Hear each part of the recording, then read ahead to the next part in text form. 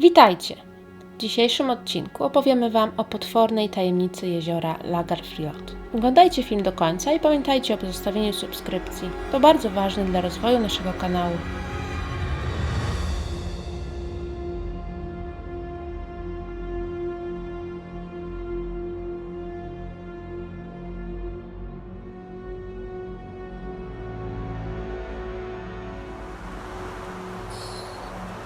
Szukamy potwora. Wygląda jak wąż, niektórzy porównują go do dużego robaka.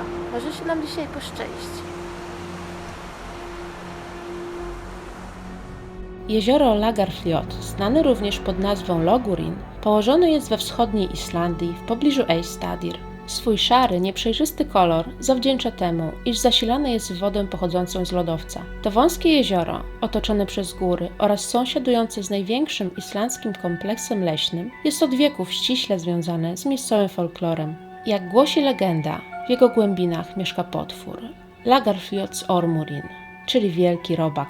Najstarszy zanotowany ślad bytności potwora pochodzi z 1345 roku. W tamtych czasach stwór objawiał się pod różnymi postaciami. Czasami widywano go jako duże pływające wyspy, innym zaś razem wynurzał się z wody łukami rozciągającymi się na setki metrów. Świadkowie nie byli pewni, co to za potwór, ponieważ nigdy nie pokazał całego ciała. W 1589 roku potwór podniósł swój grzbiet tak wysoko nad wodę, że szybki statek pod pełnymi żaglami mógł swobodnie pod nim przepłynąć.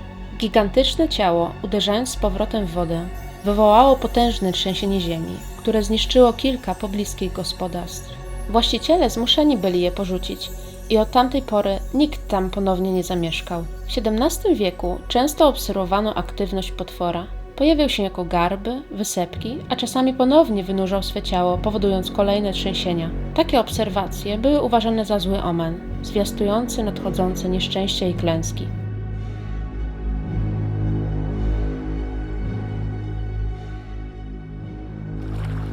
Niestety my dzisiaj nie mieliśmy takiego szczęścia, żeby ujrzeć to tajemnicze stworzenie, tego potwora, lub jak Islandczycy nazywają, robaka, bo ormur to po islandzku robak, a można też przetłumaczyć jako dżownica, czyli coś długiego w kształcie węża. Jednym z najświeższych dowodów na istnienie monstrum jest nagranie wykonane przez Hjörtura Kjerulfa, któremu udało się uchwycić potwora w ruchu. Przyczynił się tym samym do rozwoju turystyki regionu, za co otrzymał także stosowną nagrodę finansową. Mimo upływu czasu legenda nie umarła. Wiek XIX i XX zapisały na kartach historii kolejne obserwacje.